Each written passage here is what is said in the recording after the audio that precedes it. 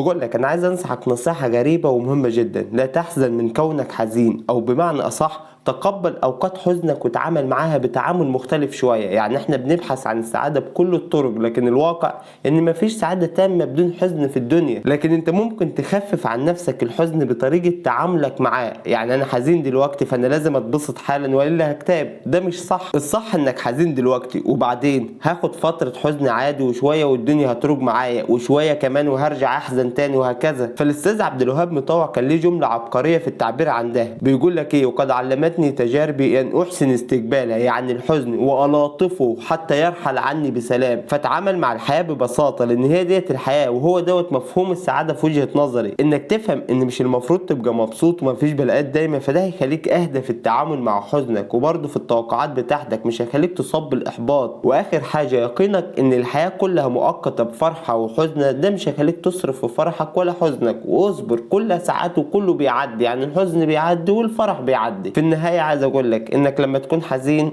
تقبل الحزن، لان ببساطة هياخد وقت ويعدي زي ما كل الحاجات اللي في حياتك عدت. سلام.